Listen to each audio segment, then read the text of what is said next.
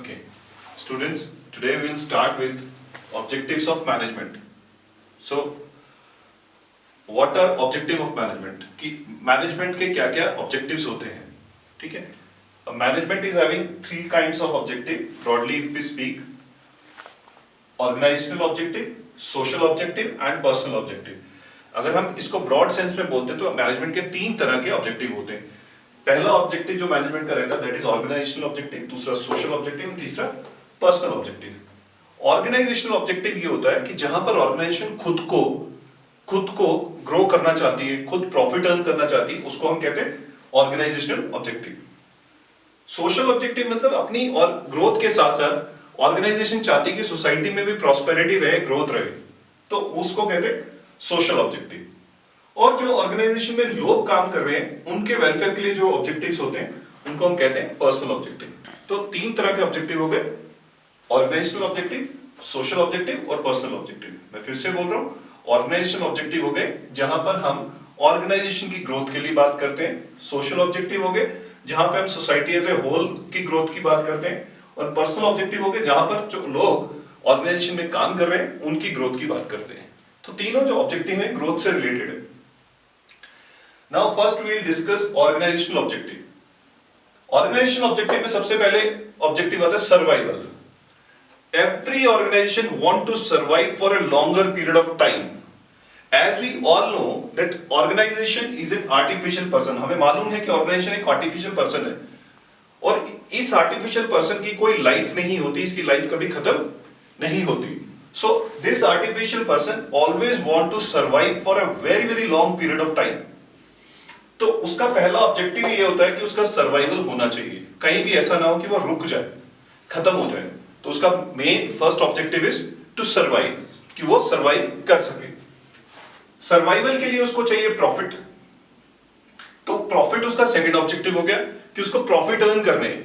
ठीक है, जैसे जैसे वो प्रॉफिट अर्न करेगी वैसे वैसे वो अपनी ग्रोथ करेगी और उसके ग्रोथ के बेस पे उसका सर्वाइवल जो है वो डिपेंड करता है. So these are the three main objectives of organization. One is survival, profit and growth. Organization चाहती है कि उसका survival हो, वो चलती रहे, चलती वो तभी रहेगी जब वो उसको profits होंगे और profit होंगे तो वो उससे अपनी growth करती है. तो ये तीन के तीन objective organization हमेशा चाहती है. अगर organization ये तीनों objective fulfill कर पा रही है तो वो social objective की तरफ भी जाएगी. Now क्या social objective रहेंगे? सबसे पहले रहेगा quality products. कि ऑर्गेनाइजेशन चाहेगी कि it always provide quality products to its customers, कि अपने कस्टमर्स को वो अच्छी क्वालिटी का प्रोडक्ट प्रोवाइड करा सके. ठीक है, क्योंकि अगर वो क्वालिटी प्रोडक्ट प्रोवाइड कराएंगे तो कस्टमर को रिटेन कर पाएंगे, कस्टमर को रिटेन कर पाएंगे तो प्रॉफिट को रिटेन कर पाएंगे, प्रॉफिट रिटेन होगा तो उनका सर्वाइवल जो है एश्योर हो जाएगा.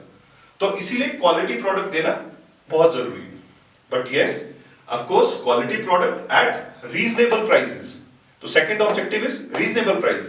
ऐसा भी नहीं होना चाहिए कि क्वालिटी प्रोडक्ट तो है बट जो उसके प्राइसेस है they were very high in the market, बाकी प्रोडक्ट से बहुत ज्यादा है, तो भी लोग इसको नहीं लेंगे, तो आपकी क्वालिटी भी काम नहीं कर पाएगी. तो फिर उसमें क्या होगा, आपका प्रॉफिट फिर कम हो जाएगा और आपके लिए सर्वाइवल मुश्किल हो जाएगा.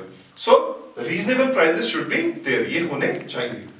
उसके बाद एम्प्लॉयमेंट अपॉर्चुनिटी. ऑर्गेनाइजेशन जब भी कहीं पे कोई काम करती है तो वहां पे बहुत सारे लोग एम्प्लॉय होते हैं और ये एम्प्लॉय जितने भी होते हैं ये सोसाइटी से आते हैं.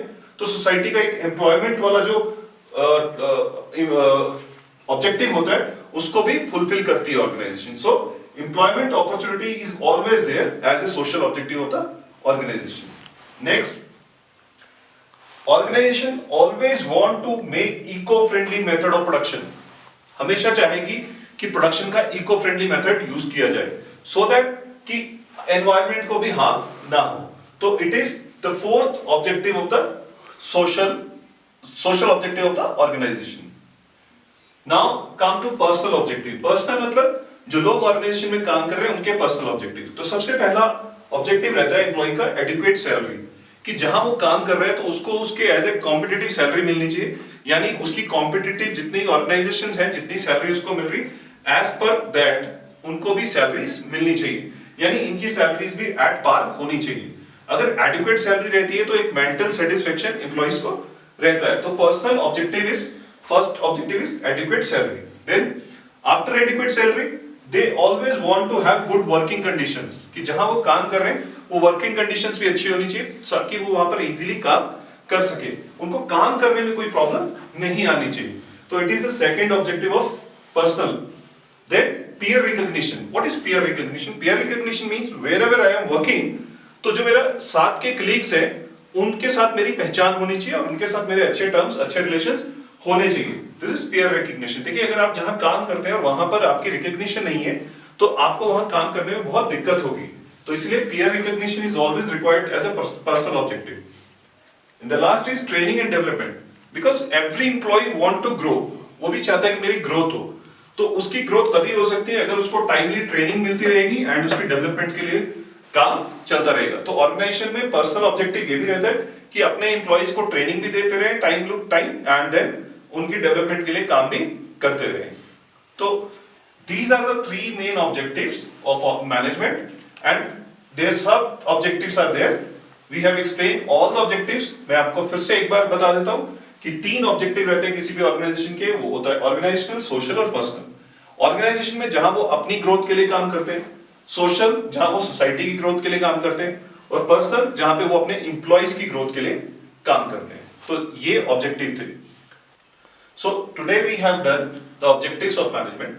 Our next topic will be nature of management. तो जो हम नेक्स्ट वीडियो देखेंगे उसमें हम नेचर ऑफ मैनेजमेंट को डिस्कस करेंगे। Okay, thank you.